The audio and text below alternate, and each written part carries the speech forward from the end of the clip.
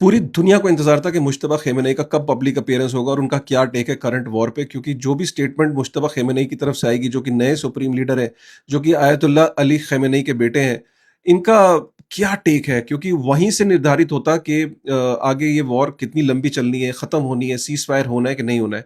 क्योंकि आज से पहले ना मुश्तबा खेमेनेई की वैसे भी कोई पब्लिक अपीयरेंसेस पास्ट में भी नहीं रहती थी, तो किसी को मुश्तबा खेमेनेई के माइंडसेट का नहीं पता था। फाइनली आज पब्लिक अपीयरेंस हुई, वीडियो की थ्रू थ्रू नहीं, ऑडियो की थ्रू नहीं, एक प्रेस नोट जो है मुश्तबा खेमेनेई ने जारी किया, जिसको ईरान के जो टीवी एंकर्स हैं उन्होंने पढ़ के बताया। बहुत इंपॉर्टेंट है ये कुछ 3-4 पॉइंट्स जो कि मुश्तबा खेमेनेई ने लिखे, क्योंकि ये अब बेस सेट करेंगे कि ये लड़ाई कितनी लंबी चलने वाली है, जिसका मुझे तो लगता है कि इन स्टेटमेंट के बाद की लड़ाई बहुत लंबी चलने वाली है। क्योंकि ईरान ये लड़ाई जीतने के लिए नहीं, ईरान ये चाहता है कि ये लड़ाई अमेरिका को जितनी लंबी वो खींच सकता है खींचे, क्योंकि अमेरिका को इकोनॉमिक लेवल पे, फाइनेंशियल लेवल पे बहुत ज्यादा स्ट्रेस होने वाला है। ईरान के साथ उलझने का जो नतीजा है वो ईरान ये समझ गया है कि फाइनेंशियल स्ट्रेस एक अलग लेवल का बनने वाला है अमेरिका के ऊपर। तो इसमें बेसिकली क्या है कि मुश्तबा खेमेनेई ने क्लियर इंटेंट जाहिर करी है कि एक तो अमेरिका के जितने भी बेसिस हैं गल्फ कंट्रीज में उन्हें बंद होना है, उसमें कोई गुंजाइश नहीं है, कोई कॉम्प्रोमाइज नहीं है।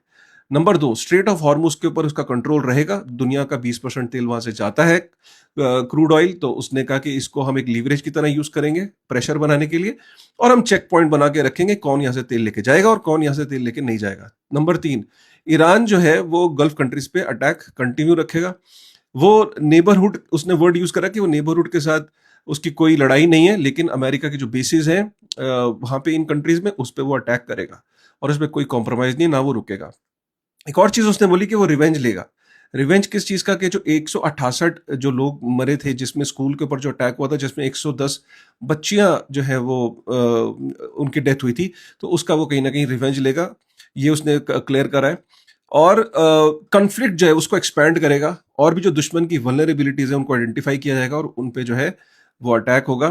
क्लियर हो गया कि जो सोचा ये जा रहा था कि शायद इतना अटैक हुआ ईरान के ऊपर, इतने इतना इसके बाद कहीं ना कहीं हिम्मत टूटेगी, मुश्तबा खेमेनेई जो है वो कहीं ना कहीं सीज फायर के लिए कुछ ऐसा इंटेंट जाहिर करेंगे, बट देखा ही जा रहा है कि मुश्तबा खेमेनेई तो और ज्यादा अग्रेसिव है इन कंपैरिजन टू फादर।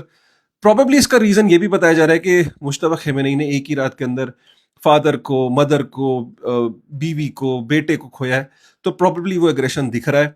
लोग एक्सपेक्ट कर रहे थे कि वो पब्लिक अपीयरेंस होगा, बट ऐसा नहीं हुआ। क्लियरली ये सिग्नल दिख रहा है कि Iran is ready for a prolonged war.